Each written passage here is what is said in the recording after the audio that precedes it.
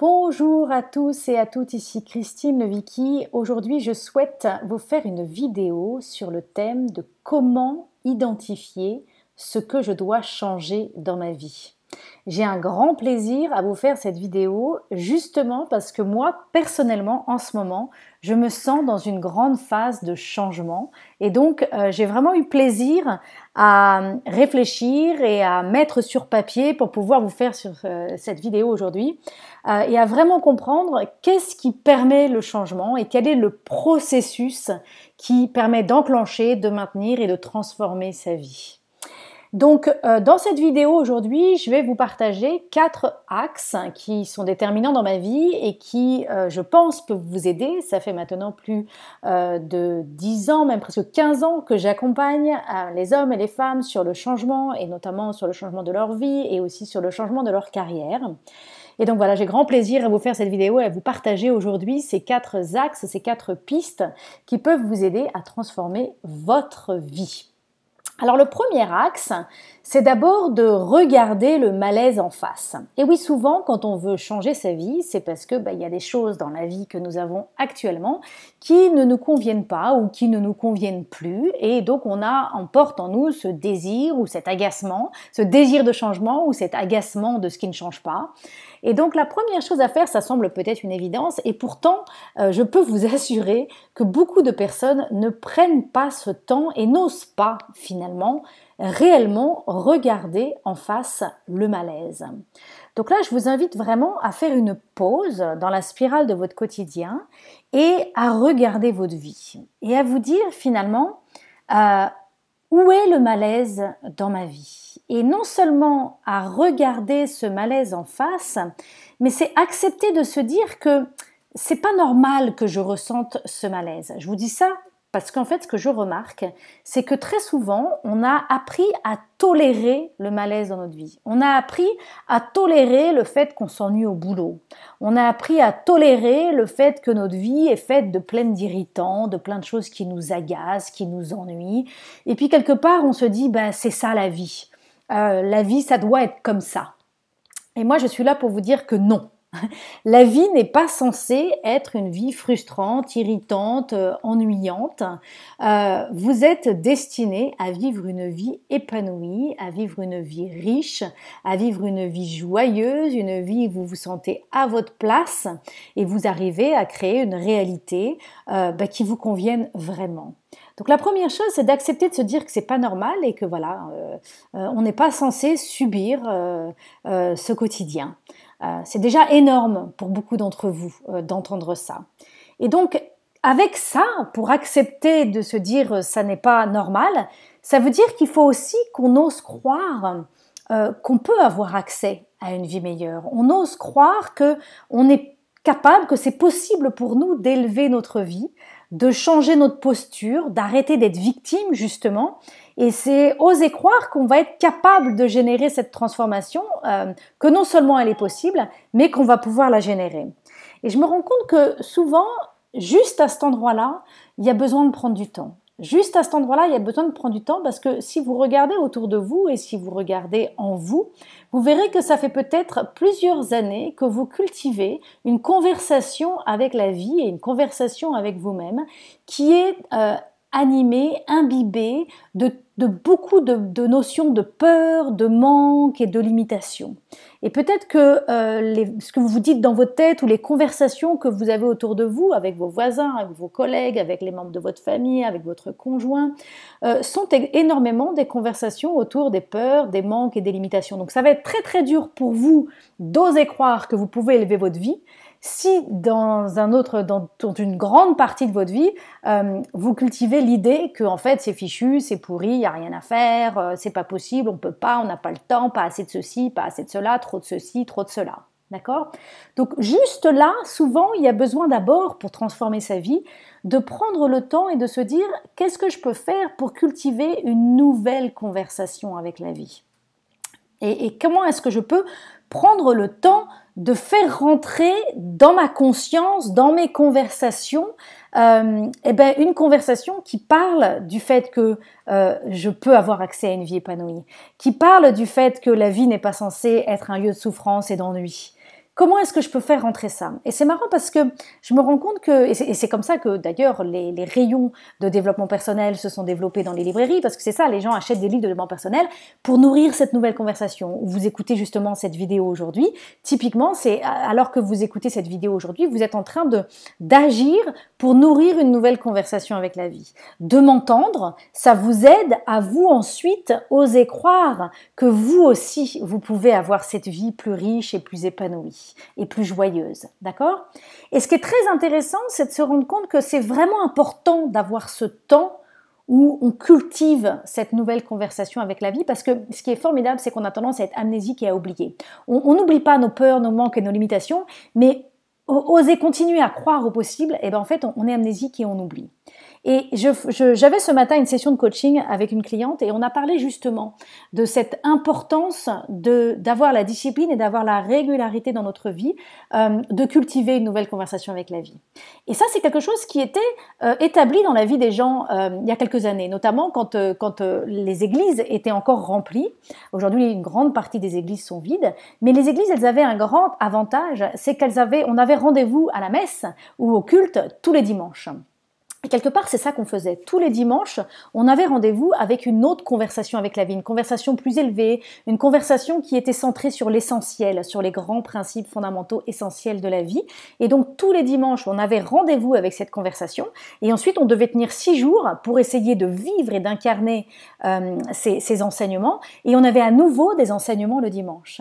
Alors aujourd'hui, si vous n'allez plus à l'église, si vous n'allez pas à l'église ou si vous n'avez pas ce rendez-vous tous les dimanches, je voudrais vous inviter à vous poser la question de quel est le rendez-vous que vous pouvez créer quotidiennement avec vous-même ou avec des livres ou avec des conférences ou avec des audios, justement pour vous permettre de nourrir cette nouvelle conversation avec la vie. Parce que le fait est, c'est que notre tête, notre conscience a besoin d'être nourrie régulièrement. C'est une illusion de croire que vous allez pouvoir oser croire en vous et oser croire dans la vie si vous n'avez pas régulièrement rendez-vous pour nourrir avec votre conscience une nouvelle conversation avec la vie. D'accord? Donc, quel va être votre rendez-vous hebdomadaire qui va vous permettre, ou même journalier, moi je me nourris bien plus que hebdomadairement, quel va être votre rendez-vous? Sur ce sujet-là, je vous invite vivement à nous retrouver sur le groupe Facebook J'ai le Power. Sur ce groupe Facebook J'ai le Power, justement, on aborde les rituels et pratiques quotidiennes pour élever son niveau de vibration. Donc, mon objectif, justement, sur ce groupe, c'est de vous amener à nourrir un niveau de vibration élevé, un niveau de conversation avec la vie élevée qui va vous permettre du coup d'oser croire que vous méritez une vie qui ne soit pas ennuyeuse, qui ne soit pas tellement remplie d'irritants et de frustrations et que vous méritez une vie épanouie et riche. D'accord? Donc ça, c'était le premier point, c'était de regarder le malaise en face et d'oser croire que vous pouvez avoir autre chose, d'oser croire que c'est possible d'avoir un autre niveau de vie. D'accord? Ça, c'est la première chose. Le deuxième axe, et qui a vraiment été important pour moi, c'est d'apprendre à faire le tri pour voir ce qui est vraiment important.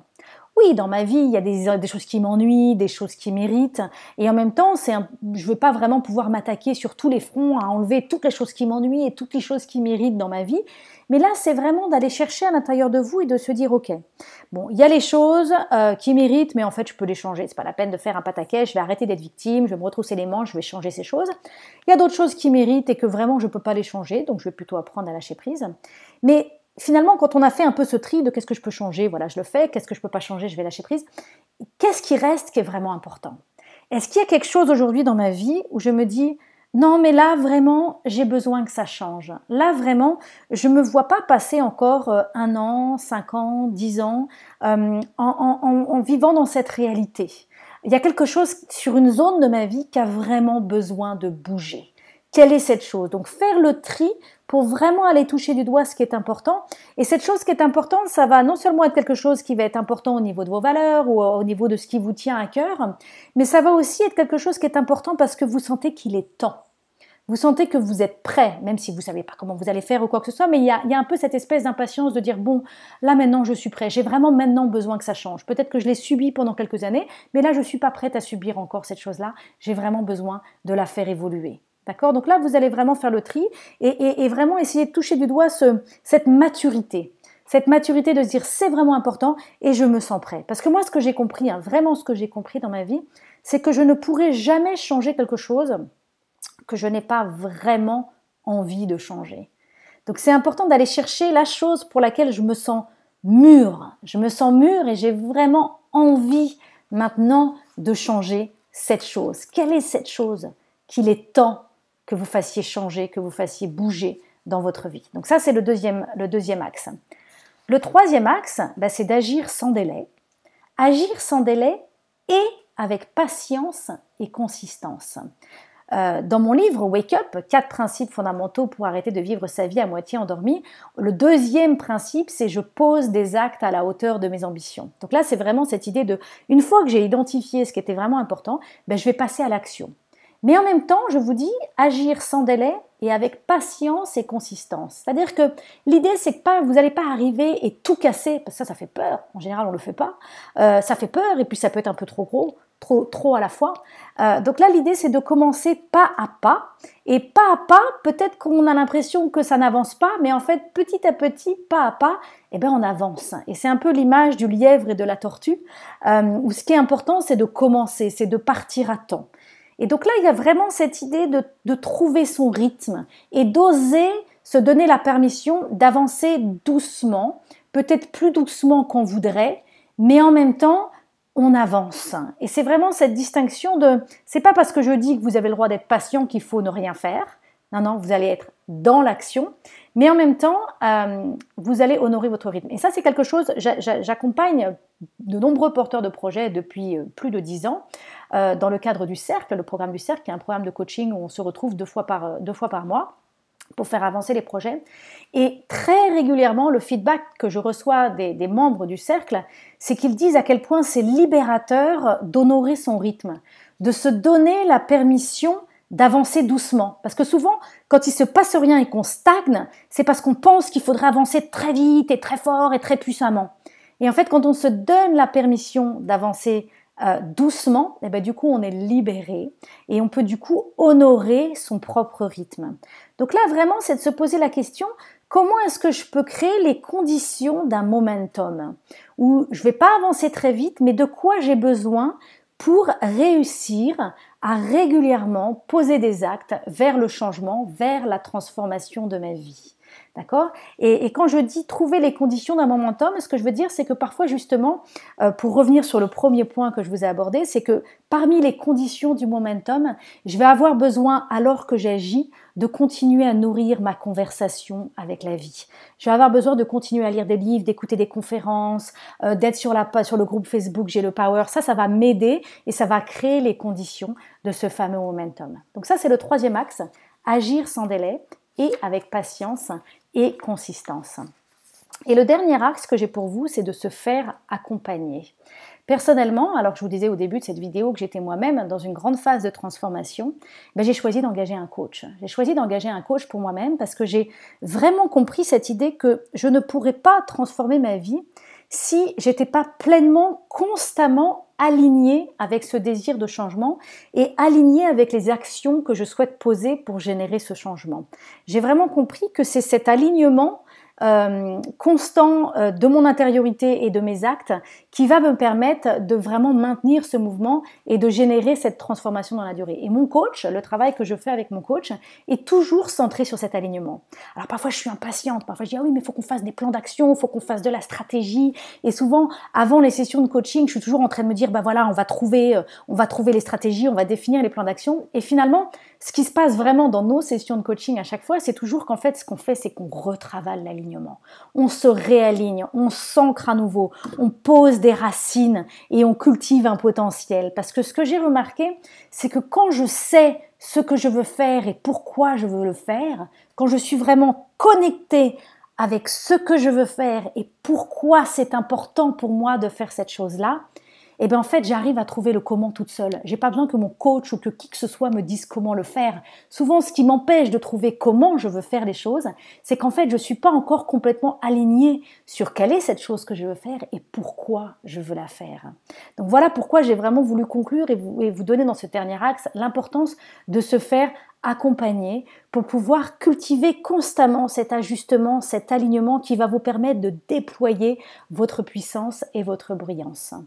Donc voilà, j'espère que cette capsule vous aide et vous donne des pistes concrètes pour réussir à avancer et pour vous aider à transformer votre vie. Je vous embrasse très fort et je vous dis à bientôt.